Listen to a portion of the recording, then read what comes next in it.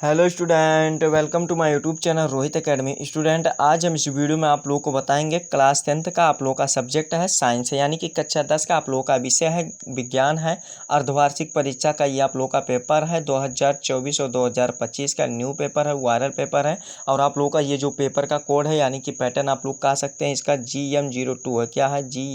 GM02 है। ठीक है, इसका हम संपूर्ण हल के साथ इस वीडियो में बताएंगे और समझाएंगे। और आप लोग का ये जो पूर्णांक है 70 में 70 नंबर यहीं से कंप्लीट हो जाएगा। बस आप लोग वीडियो के अंत बने रहिएगा, सभी जगह यहीं से क्वेश्चन पूछे जाएंगे। हाँ, आप लोगों को जानकारी के लिए बता दूँ, ये इन अर्धवार्षिक परीक्षा के साथ इम्पॉर्टेंट होते हुए और भी यानी कि एग्ज़ाम के लिए इम्पॉर्टेंट है, जैसे कि प्री बोर्ड के लिए भी इम्पॉर्टेंट है और आप लोगों का बोर्ड एग्जाम के लिए भी इम्पॉर्टेंट है, यानी कि सभी जगह यहीं से क्वेश्चन पूछे जाएंगे। चलिए बिना देरी के अपने क्वेश्चन पर आते हैं।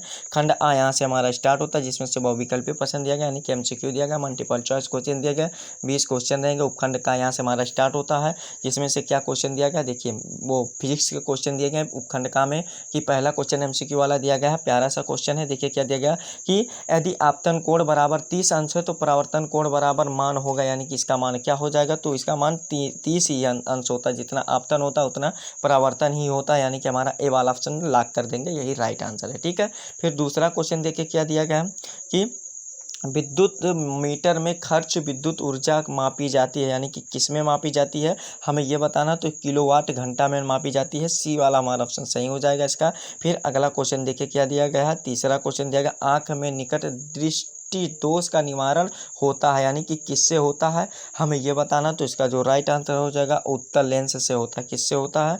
अवतल लेंस से होता है। ए वाला हमारा ऑप्शन सही हो जाएगा इसका।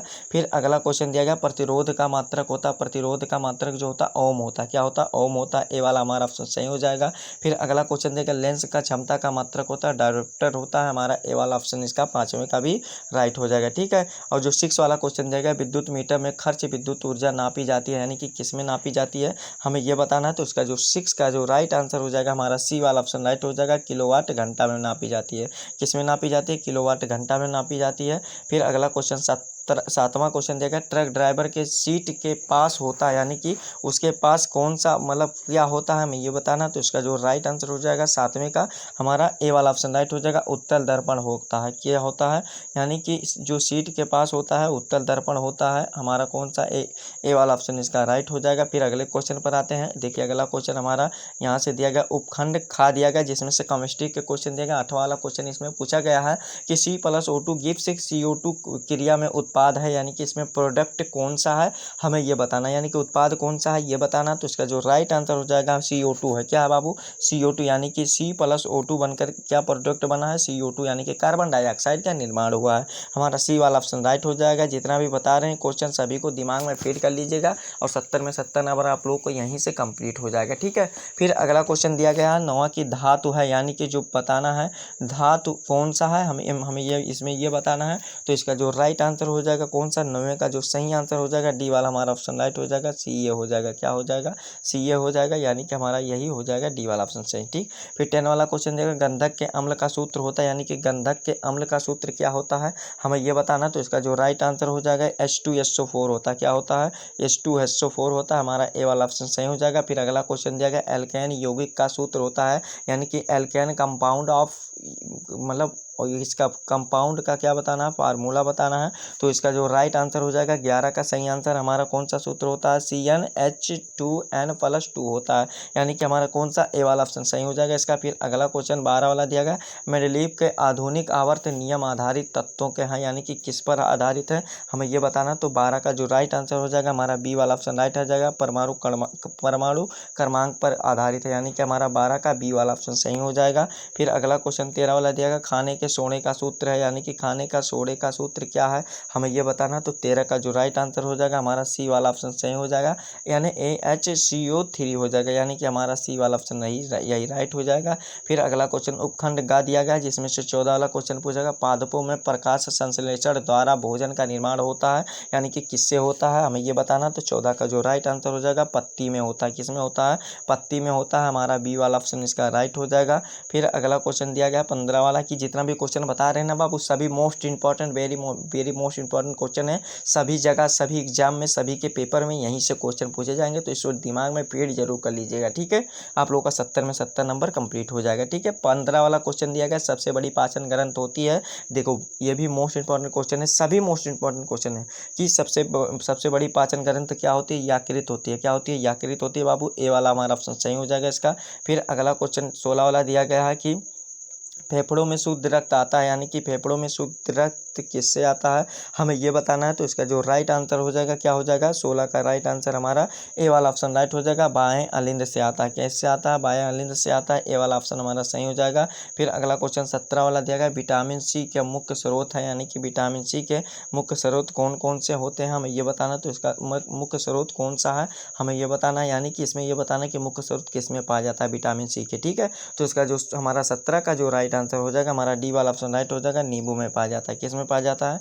नींबू में पाया जाता है। ये डी वाला ऑप्शन सही हो जाएगा। फिर अगला क्वेश्चन 18 वाला दिया गया कि किस हार्मोन की कमी से मधुमेह रोग हो जाता है, यानी कि शुगर हो जाता है, हमें ये बताना। तो 18 का जो राइट आंसर हो जाएगा ए वाला हमारा ऑप्शन सही हो जाएगा। इंसुलिन की कमी से। किससे? इंसुलिन की कमी से। ए वाला हमारा ऑप्शन सही हो जाएगा। फिर 19 वाला क्वेश्चन दिया गया कि पुष्प के भाग होते हैं, यानी कि पुष्प के कितने भाग होते हैं? 4 भाग होते हैं। कौन कौन से 4 भाग होते हैं? बाह्य दल पुंज, और बाह्य दल होता है, और दल पुंज होता है, पुमांग होता है, जयांग होता है, ठीक है। हमारा ये बी वाला ऑप्शन राइट हो जाएगा इसका। फिर 20 वाला क्वेश्चन पूछा गया, नर जनन अंगों से संबंधित ग्रंथ है, यानी कि कौन सी ग्रंथ होती है, हमें ये बताना। तो जो 20 का राइट आंसर हो जाएगा हमारा कौन सा?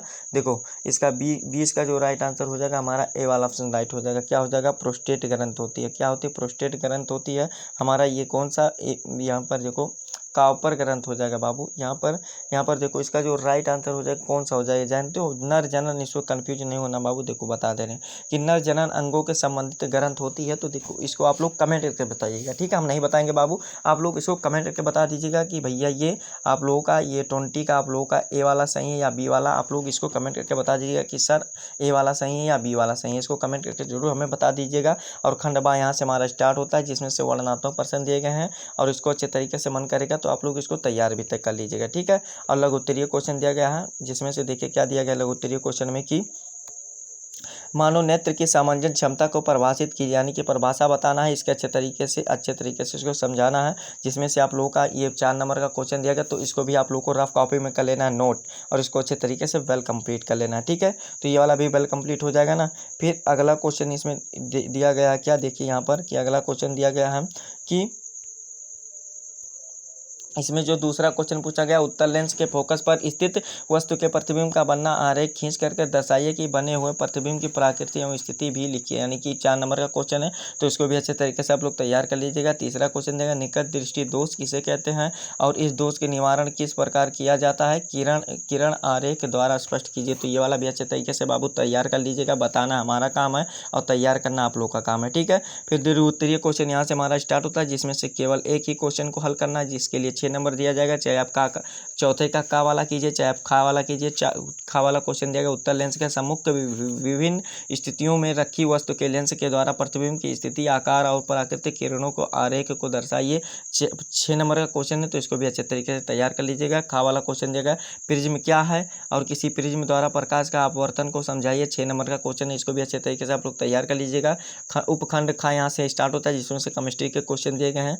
देखिए क्या देगा लघु उत्तरीय क्वेश्चन के रूप में 5वां क्वेश्चन दिया गया है कि सजातीय श्रेणी क्या है, यानी कि जो सजातीय श्रेणी होती है वो क्या होती है, हमें ये बताना, उदाहरण सहित बताना है। तो 4 नंबर ये वाला भी वेल कंप्लीट हो जाएगा आप लोगों का। 14 वाला क्वेश्चन दिया गया है कि सिल्वर के शोधन में सिल्वर नाइट्रेट के बिलियन से सिल्वर प्राप्त करने के लिए कॉपर धातु द्वारा विस्थापन किया गया, इस प्रक्रिया के लिए आप क्रिया लिखिए, यानी कि इस प्रक्रिया के लिए आप लोग को रिएक्शन लिखना होगा। तो ये और भी अच्छे तरीके से तैयार कर लीजिएगा। और इसमें दिया गया ऐसी कौन सी धातु है जिन पर सरलता से जंग नहीं लगता है, कारण सही लिखिए। तो ये वाला भी आप लोग अच्छे तरीके से तैयार कर लीजिएगा। फिर द्वितीय क्वेश्चन इसमें दिया गया एक, देखो क्या दिया गया है कि ऑक्सीजन के योग का हास के आधार पर निम्न पदों की व्याख्या कीजिए, प्रत्येक के लिए 2-2 उदाहरण देना। उपचयन दिया गया, अपचयन दिया गया, ये दिया गया। इसमें आप लोगों को दीर्घोत्तरीय क्वेश्चन यानी कि लॉन्ग आंसर टाइप क्वेश्चन में आप लोग के लिए अथवा करके दिया जाएगा, यानी कि ये 6 नंबर का क्वेश्चन आप लोग के लिए ऑफर दिया जाएगा कि संतृप्त हाइड्रोकार्बन कि यौगिक कार्बन यौगिक अथवा असंतृप्त हाइड्रोकार्बन यौगिक क्या होते हैं, समझाओ, यानी कि इसको समझा करके बताओ। ठीक है, तो ये वाला भी 6 नंबर का क्वेश्चन, इसको भी अच्छे तरीके से तैयार कर लीजिएगा। उपखंड ग यहाँ से हमारा स्टार्ट होता है, जिसमें से लास्ट टॉपिक है। इसमें से आप लोग का लघु उत्तरीय क्वेश्चन के रूप में 8वां क्वेश्चन पूछा गया, अनुवांशिकता से आप क्या समझते हैं, समझाइए। 4 नंबर का क्वेश्चन है, इसको भी आप लोग को वेल कंप्लीट कर लेना है बाबू। 9वां क्वेश्चन देगा, कुपोषण से क्या तात्पर्य है, इस कारण भी लिखो, यानी कि कारण भी लिखना है। 4 नंबर का क्वेश्चन है, इसको भी अच्छे तरीके से आप लोग को तैयार कर लेना है। और जो 10 वाला क्वेश्चन दिया, यानी कि 10वां क्वेश्चन देगा, तंत्रिका तंत्र किसे कहते हैं, समझाओ। ये आप लोग का 4 नंबर का क्वेश्चन ये वाला भी है, तंत्रिका तंत्र किसे कहते हैं, यानी कि आप लोग को इसको बताना है। तो ये वाला भी अच्छे तरीके से आप लोग तैयार कर लीजिएगा। और जो हमारा अगला क्वेश्चन दिया गया है, क्या 11 वाला क्वेश्चन देगा, प्रकाश संश्लेषण किसे कहते हैं, प्रकाश संश्लेषण की क्रिया विधि को समझाओ। 6 नंबर का क्वेश्चन, इसमें अथवा करके भी दिया गया है। क्या देखिए, अथवा करके दिया गया, मानव मस्तिष्क में प्रमुख कार्यों को समझाइए, यानी कि समझाओ।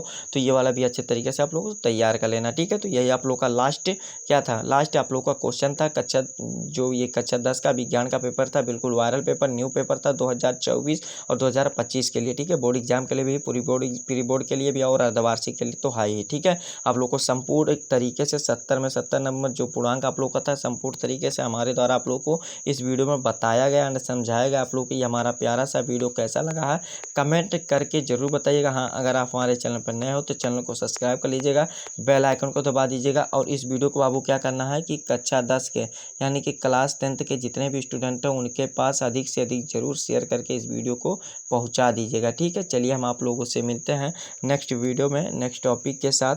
तब तक के लिए जय हिंद, जय भारत, वंदे मातरम।